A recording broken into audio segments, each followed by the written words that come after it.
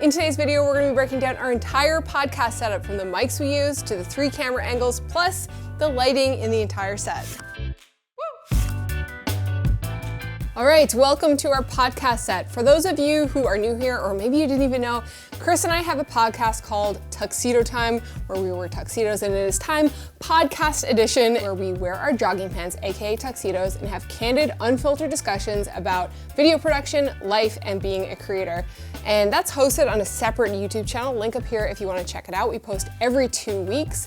And this is where we record every single episode of the podcast. So we set up this space to be kind of like a living room setup with our mics always available at the ready. The heart of our system is the Rodecaster Pro, which is right here. So this is not a sponsored video, but Rode did send us these mics as well as this Rodecaster Pro for free after they saw our abysmal setup we were using before this, which consisted of basically video mics on tripods. It's pretty bad. We'll roll this B-roll here. Becky rigged this up on a little arm. I am Patrick T. She saw a photo of his setup on Twitter. She's like, stealing that, because I think this is like a laptop holder. It's perfectly sized for the Rodecaster. This device basically is what all of our mics go into, and they are XLR mics. They're called the pod mics. We have 4 of those, and it records it to a micro SD card. So very handy. I like the setup because we don't have to really do anything to the audio in post. It just sounds great right out of the box. There's compressors built in that you can enable. So this device has 4 mic inputs, XLR mic inputs. There's a USB input, an auxiliary phone input, but there's also a Bluetooth input that I think you can pair your phone to. I haven't tested that out yet, have you? No, okay. There's also sound effects which you can customize, but some of them are pretty good, like the sad trombone-er. That we've named it the sad tromboner. It's the sad tromboner, yeah, the green button. Wah, wah, wah, wah. We have kind of like little branded segments on our podcast. For one, story time, we have a silly little jingle that we play when we're gonna tell a stupid story. We also do a segment called That's Friggin' Deadly, where we talk about something that we love or that we're really into. So we have a little jingle for that, all programmed in on the board. It's handy to be able to be recording and press these jingles and have a lot less production time. For us, for turning around a podcast, it's just easier to have it done on the device. That's literally your finished file. These pod mics, I think, are supposed to have built-in pop screens, but we do find that they are a bit prone to plosives without them, so we got these little tiny mini pop screens. And these are mounted to the PSA name boom arms, but these are actually attached to these little light stands that I bought from Amazon. They have a weighted base. Base actually came with its own arm, but the Rode ones are better quality. But we use the base with a weight on the bottom so that we can have the ability to sit at the couch and use the mic. With the stand that it came with, it was too high. So we kind of had to Frankenstein it to be able to work. So we use Sony headphones, the WM3s, attached here, and we monitor our audio the entire time just to make sure that everything sounds okay. The whole setup lives here intact, always ready to go. When you're starting a podcast, the barrier for entry is setting up. And if you're like at the end of a long day and you're like, okay, time to record my podcast, and you're not set up, the more barriers in your way, the less likely you are to actually commit to something like this. As always, if you guys are curious about any of the equipment we're showing here, we're gonna link to a blog post in the description box below, and we're gonna have a list of all those items so you can just find them in one easy spot. That's the main heart of the podcast setup, but there's a lot of other stuff that goes along with it because this is also a video podcast. So for the video side of this podcast, Becky decided to use 3 camera angles. Our main camera is the Sony a7S III. On the a7S III, we usually use the 16 to 35. That's our main angle. It's straight on, nice and wide, capturing both of us in the scene. We also use the a7R IV as a secondary angle, which is our actual primary photo camera, but it does shoot pretty nice video. We're shooting about 70 millimeters on the a7R IV. And our third camera is the a6400, which is a Sony crop body. And then we put the 50 millimeter lens on the a6400, which shoots the other person. So that gives us roughly a similar field of view. And we mount those cameras on tripods that we kind of just had sitting around the studio. We actually replaced all of the tripod heads with Joby 5K ball heads so that they all were compatible with the Peak design plates. So we never ever had the change plates. We can just snap everything on and go. Getting from idea, hey, let's film, to sitting down and recording.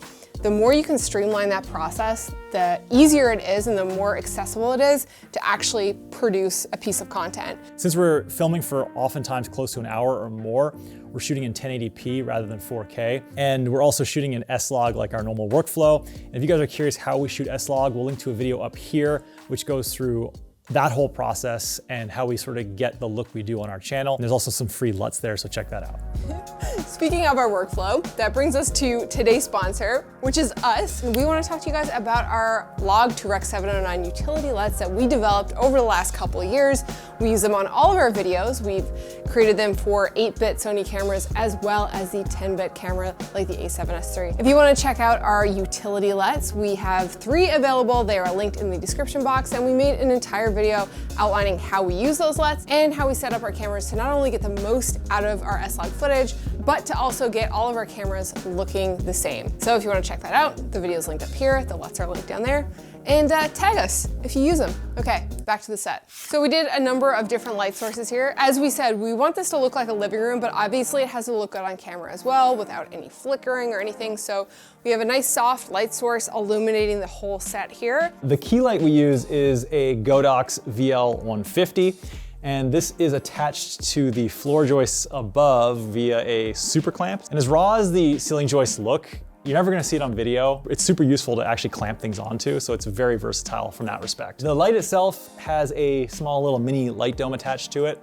And we like the smaller profile of this small light dome because it keeps it up out of the way, since the ceilings here are about 8 feet. Ideally, we'd have higher ceilings for a studio, but you work with what you got. So we have a whole bunch of different practicals around the set. So first of all, this lamp here, it's just a standard run-of-the-mill floor lamp that we got somewhere. I don't know, where did we get it? EQ3. We have a Aperture B7C, which is basically a light bulb that looks like a normal sized Edison screw light bulb, but it's a smart light, so you can control it with an app.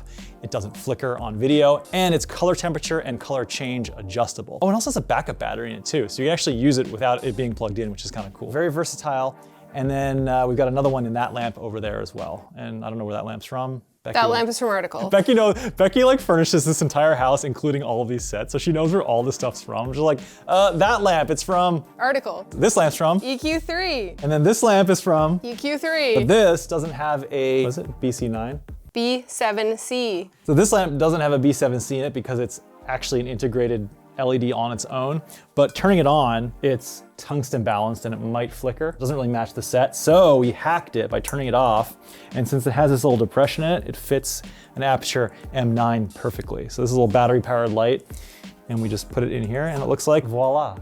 It's lit up itself. The lamp here is also from Article. It's just a nice big matte black floor lamp, and having that B7C inside the floor lamp just gives us a little bit of a light without it being too powerful or affecting the scene. So having it within the black shade illuminates the corner a little bit and kind of casts a little bit of light down onto the fake plant here and up against the wall, but it's not like a big bright white light source like this lamp is here. So when you're building out your space, don't discount the ceiling. For us, we put up some homemade sound panels. We'll link to the video up here.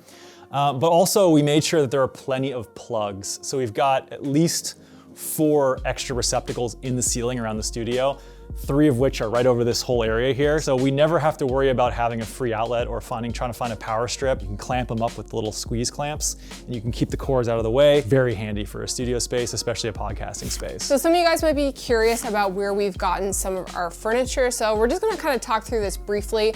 We kind of get most of our stuff from the same few places, and everything here is kind of a mix of those places. The rug is from Article. It's just a flat woven rug. We chose it because it matches the floor and it kind of disappears into the concrete. The furniture came from our old apartment. So this is the Jane Bisectional by Gus Modern. It's in a navy velvet. And you know that vacuum we talked about in the 8 studio must-haves, that comes in handy very much when we're shooting the podcast. We usually vacuum the couch right before we shoot. This rocker over here is a GT rocker by Gus Modern. I really love Gus Modern furniture because it's super high quality and it lasts. This piece is 6 years old, as well as this table, and they both look like they're new, aside from some scratches on the table. This has been through like 3 moves so far. I fit inside that.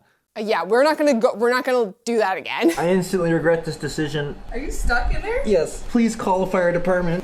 Oh! I bet I could still fit inside of it. Okay, we're not gonna try. This is the wireframe, walnut wireframe table by Gus Modern. Again, Gus, everything is Gus, pretty much. The teak stool is from EQ3, as well as this lamp here and this lamp here. The shelf here is from CB2. It's a high gloss white. We kind of have this outfitted with books of things that I'm interested in. So there's like an architecture book there, there's an Andy Warhol, a logo book, Charles and Ray Eames and a Bauhaus book, as well as a print production book, and some old cameras, which I do collect. We wanted the space to feel like a living room, so we took a lot of our old furniture and just kind of built it out as such. The walls dark, matte black to have a nice moody space so we can control the light and where it bounces. On the table here, we have this beautiful coffee table book. This is a 1998 to 2019 creative process book by a Scandinavian marketing company, as well as a candle. So keeping it nice and simple on the tabletop. We got an extra pillow stuffed underneath. Pillows over here on the Jane bisectional are from the Finnish design shop by a company called Arctic, I think it's called. And then the blankets and that pillow there is from Target. We have this little timber acrylic table on this side. This is also a Gus Modern table. I like it, it's a bit funky. I haven't really seen anything like that before. The idea behind this entire studio and the workflow is that we can easily sit down and record a podcast whenever we have the idea or whenever we have time, and it's fairly accessible. There's no extra setups. So that's our podcast setup. Thank you guys so much for watching. We'll see you in the next one. But if the charge wall is ever on the set, we're lighting it with a aperture light panel. Do you know what it is? P90X. P60C. The P60C. Sorry, I just realized your socks say cool on the toe. They do, they say cool. Oh, that is amazing. And they've got raisins and bran. Well, what did you actually call it? Blood clots and? Scabs. Like blood cells. Scabs. Ew. Ew. Scabs. I'll never look at those socks the same. Scabs and blood clots. Okay, ready? Yeah. Okay. I'm gonna spit it. Ready? I've only forgotten to record once. Twice. Once? Twice. Really? I'm pretty sure.